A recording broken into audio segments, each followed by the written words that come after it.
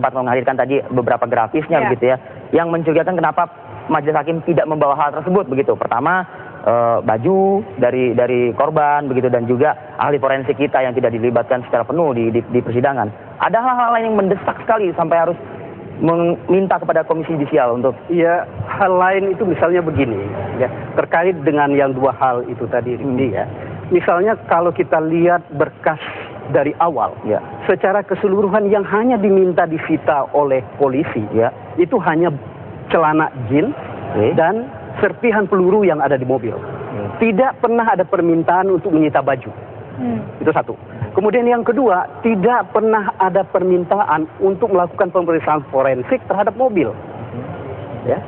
Yang ketiga, saya kira yang patut juga dicatat adalah ketika beberapa pejabat Polri, kalau saya tidak keliru, salah satu di antaranya adalah mantan Wakabareskrim, Pak Hadiatmoko, yang tiba-tiba sesudah Pak Wiliardi memberikan kesaksian yang mengatakan bahwa dia membuat kesaksian di BAP, itu karena setengah dipaksa dan dia cabut keterangan itu.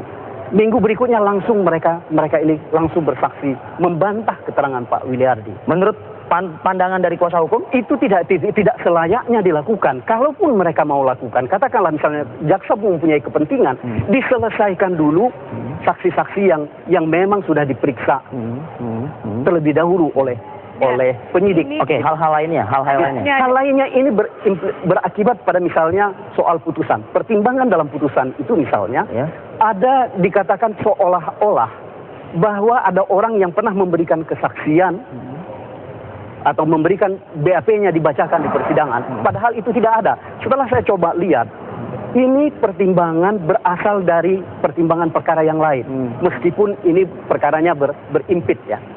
Betul. Baik. Ini ada 9 kejanggalan juga yang tadi Pak Magdir sampaikan, ada 9 kejanggalan. Nah, Pak Magdir, Anda menilainya ada tidak kejanggalan bahwa kasus Antasari ini sudah menjadi opini publik gitu, makanan publik. Begitu kasus besar, orang-orang menyorot kepada kasus Antasari. Ada kecenderungan bahwa hakim lebih cenderung dengan pernyataan publik sehingga Antasari berbuat seperti ini dan harus dihukum seberat-berat begitu. Tapi begini, ada satu hal yang kita mesti lihat ya. Kita coba mulai dari persidangan awal, bagaimana opini publik ini dipengaruhi sedemikian rupa. Misalnya ketika pembacaan surat dakwaan yang begitu vulgar, yang luar biasa vulgarnya, itu dibacakan dan disiarkan oleh beberapa media secara langsung, gitu loh ya. Nah, saya jadi ingat ada satu, kalau saya tidak keliru, ada satu novel dari Alexander Dumas, dia katakan untuk hal-hal tertentu yang berhubungan seperti ini, cherchez le femme, carilah wanitanya. Nah, itu perkara politik di Perancis zaman tahun sekian abad yang lalu. Nah, untuk menghancurkan Antasari ini kan nggak akan seru begitu ya, kalau tidak dihadirkan orang seperti Rani. Kepentingan Rani dalam perkara ini sebenarnya apa sih dari awal? Itu yang kita tidak pernah ungkap. Ya, apa betul mereka itu ada kawin siri? Tidak pernah kita tahu. Baik. Jadi artinya banyak sekali keganjilan begitu dalam... Banyak sekali keganjilan. Kemudian ada satu hal lagi. Yang kita tahu, ada seorang saksi yang mengatakan bahwa ketika mereka sebelum DBAP, itu digebukin habis gitu loh. Digebukin dalam arti apa? Dipukuli secara fisik. Itu dikatakan oleh Edo di hadapan persidangan. Baik. Nanti kita akan dalami lagi dengan Pak Sutarman. Tapi kita lihat lagi nih, rekan-rekan kita, Nita, yang lainnya yang juga bergabung di Apa Kabar Indonesia. Nah. Oh, ada komentar nih. Pagi-pagi Esmosi nih sama presenter Piswan yang bilang seolah-olah motor yang habisin jalan. Wah, bukan kita yang bilang, gambarnya yang berbicara. Budiarto, saya lebih percaya, waduh, cepat sekali. Gun Guntara, kalau diperhatikan 90% kasus Antasari rekayasa. Tapi walau alam, gitu ya. Ada lagi Yudhistira ungkap siapa pelaku sebenarnya. Ya. Selanjutnya kita lihat lagi, ya. Wahyundari, memang harus dibongkar secara tuntas. Siapa sih sebenarnya big boss dalam masalah ini? Itu dia. Nah, jika terungkap mengapa AA harus dibui dengan fakta hukum yang kedodoran, maka saya perlu diacungi jempol. Wah, Pak Sutarman dapat acungan jempol, Pak Sutarman. Ya, ini sudah kembali lagi. Ya, itu emosi ya mungkin ya. Ya, tadi kami menunjukkan koran tadi, mungkin dunia Dian ya, dari dunia Dian. Saya langsung ke Pak Suparman. Pak Suparman, yang dikeluarkan oleh KY adalah sudah ditemukan adanya pelanggaran kode etik seperti itu, dan juga mengenyampingkan bukti-bukti fakta kuat di persidangan. Ke bawahnya seperti apa nanti nih Pak Suparman? Apakah memang ada pencopotan atau bisa diperkarakan secara hukum juga hakim-hakim ini? Gitu? Iya, jadi tugas Komisi Yudisial itu sekali lagi adalah menjaga kehormatan dan martabat hakim. Karena dia adalah etalase dari martabat pengadilan. Lebih luas lagi ini kan martabat bangsa yang dia pertaruhkan itu. Karena itu kita menguji laporan putusan Antasari ini dengan kode etik pedoman perilaku yang sudah ditandatangani oleh MA dan Komisi Yudisial setahun yang lalu. Nah, dengan kacamata itu kita menemukan satu indikasi hakim dalam perkara ini mengabaikan satu atau lebih di antara 10 kode etik pedoman perilaku. Sementara yang sudah kita indikasikan adalah hakim tidak profesional, ya, dengan mengabaikan beberapa alat bukti yang sudah terungkap di persidangan. Poin 10 dari kode etik pedoman perilaku tentang profesional itu jelas mencantumkan itu. Wajib mempertimbangkan semua alat bukti. Artinya, maaf saya potong dulu Pak Suparman. Artinya apa yang disampaikan oleh Bung Andi tadi di Makassar dan juga Pak Magdir ini seharusnya oleh seorang hakim itu dikumpulkan semua, dimuarakan menjadi satu hasil yang sama begitu. Iya, karena tugas dia kan menegakkan keadilan, bukan mau menghukum orang kan. Dia ingin menegakkan keadilan. Apalagi ini kasus pidana yang harus mencari kebenaran material. Maka secara maksimal dia harus eksploitasi seluruh fakta yang terungkap di persidangan dalam rangka ini tadi. Mencapai keadilan.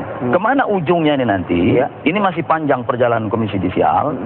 Kalau nanti terbukti betul bahwa hakimnya melanggar kode etik pedoman perilaku, kita lihat degradasi kesalahannya. Apa sanksi yang bisa teguran tertulis, bisa pemberhentian sementara non palu, dan bisa pemberhentian dengan tidak hormat. Kalau ada unsur pidana dalam profesionalan hakim ini, kita akan sampaikan kepada kepolisian, kita sampaikan kepada kejaksaan atau KPK, tergantung apa unsur pidana. Tapi Pak Suparman, yang dirugikan adalah klien begitu. Dalam arti klien dari Pak 18 tahun penjara, 18 tahun begitu Pak. Ya itu bagian kecil, yang dirugikan bangsa ini. Bangsa ini yang dirugikan. Kita nggak punya kredit poin apapun untuk membangun peradaban hukum negeri ini. Disinilah hal yang sangat penting untuk pegang teguh oleh hakim sebetulnya. Ya, oke, Bung Andi masih bersama kami, Bung Andi. Iya. Ya, Bung Andi, tadi ada pernyataan dari Pak Suparman menyebutkan bahwa akan ada sanksi berat begitu ya. Terberat adalah mungkin dicopot secara tidak hormat begitu. Bung Andi, bagaimana tanggapannya? Kalau saya melihat bahwa ketika sanksi berat hanya pencopotan, tidak nanti merubah daripada hal-hal yang dalam ini meluruskan proses peradilan daripada kasus ini adalah untuk apa ada KY. Kalau hanya sekedar kode etik dan martabat hakim, sebenarnya yang dikoreksi ini adalah ketika berbicara masalah kode etik dan terjadi kekhilafan hakim nantinya dalam pemeriksaan KY itu ditemukan, berarti seluruh putusan yang dihasilkan oleh hakim itu sendiri adalah berarti bersifat cacat hukum. Oleh itu sebenarnya KY di sini merekomendasikan ini bukan hanya sebatas menegakkan martabat hakim, memberikan sanksi hakim, tapi bagaimana putusan dihasilkan oleh kekhilafan hakim dalam pemeriksaan kasus persidangan tersebut. Dan juga kenapa misalnya kalau toh misalnya KY harus memeriksa hakim-hakim yang ada tentunya dalam sistem peradilan yang ada di Indonesia, seluruh hal-hal menyangkut keterangan-keterangan yang nantinya dalam persidangan itu dibutuhkan untuk penegakan keadilan, harusnya hakim memberikan terobosan hukum untuk bisa mengambil keterangan-keterangan itu yang diperlukan. Karena ini menyangkut kasus pembunuhan, menyangkut misalnya Antasari sebagai mantan ketua KPK, menyangkut almarhum saudara saya yang juga bukan orang biasa. Pertanyaan saya adalah bahwa kalau KY hanya sebatas bahwa di sini ada penegakan misalnya ada sanksi moral maupun sanksi administrasi maupun misalnya sampai sanksi pencopotan maupun pidana misalnya terhadap hakim yang hilaf dalam mengambil keputusan, apakah KY mampu merubah keputusan yang telah ingkrah, yang telah dikasih tersebut? Ini kan pertanyaan publik. Yang saya rasakan begini, bahwa sebenarnya kasus ini kalau mau dibuka bahwa ini ada dugaan rekayasa, sebenarnya yang bisa menerobos hanya publik saja kok, karena masyarakat sudah tidak mempercayai peradilan. Masyarakat kita sudah dengan peradilan yang ada di Indonesia sudah tidak percaya. Salah satu contoh saya berikan terobosan kepada KY. Bagaimana dikatakan kasus Bibi Chandra? Ya, kasus Bibi Chandra itu kan dikatakan rekayasa karena ada tekanan publik. Baik, Bung Andi. Ya, ada tekanan publik yang menganggap bahwa kasus itu rekayasa. Dan dibuka lah bagaimana proses rekayasa itu. Baik. Nah, pertanyaan saya sebenarnya hanya satu kepada ketua bidang Komisi Yudisial yang ada. Pak, kalau mau menegakkan kasus ini harusnya kita membedah kasus ini secara cermat, menghadirkan keseluruhan orang-orang yang tahu persis secara kasus ini, bukan persoalan persidangan. Tadi misalnya saya, mampukah saya membuat terobosan menghadirkan saya dan mengutarakan segala sesuatu yang saya ketahui dan keganjilan-keganjilan yang saya ketahui dalam kasus ini. Baik, Bung Andi, kami sudah menangkap pertanyaannya. Tidak akan mungkin. Baik, Bung Andi. Terima kasih atas waktu Bung Andi bergabung bersama kami di Apa Kabar Indonesia. Langsung tanggapan dari Pak Suparman. Itu tidak kewenangan Komisi Yudisial. Jadi kita tidak punya kewenangan untuk memperbaiki, untuk meluruskan sanksi yang sudah diberikan kepada Antasari. Itu kewenangan Mahkamah Agung. Kalau nanti kuasa hukum beliau Antasari mengajukan PK, tentu kita berharap Mahkamah Agung mempertimbangkan temuan ini.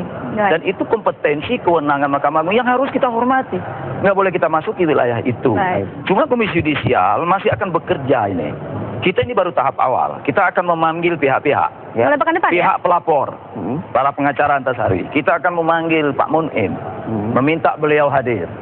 Bukan tidak mungkin Bung Andi juga dari Sulawesi kita minta datang.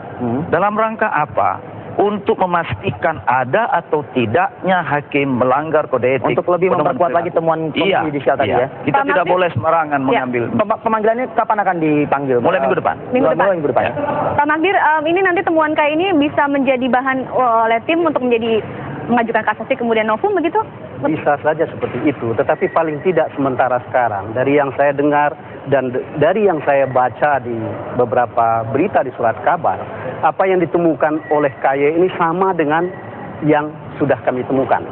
Karena kebetulan saya sendiri sudah membaca 7 putusan perkara yang terkait dengan perkaranya Antasari ini.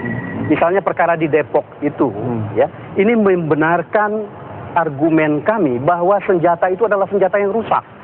Karena di dalam perkara di Depok dikatakan bahwa senjata itu ditemukan oleh penjualnya itu dari di Aceh waktu tsunami.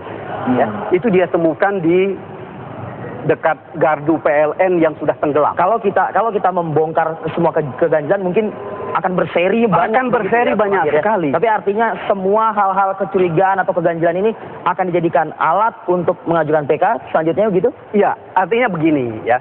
Tentu semua yang mungkin untuk dan bisa kami jadikan argumen untuk PK, tentu kami akan masukkan dalam argumen itu. Termasuk juga hasil proses atau temuan dari KY. Tanya saja memang. Kita tunggu hasil dari temuan KY mulai pekan depan sudah mulai bekerja. Terima kasih Pak Suparman dan juga Pak Magdir.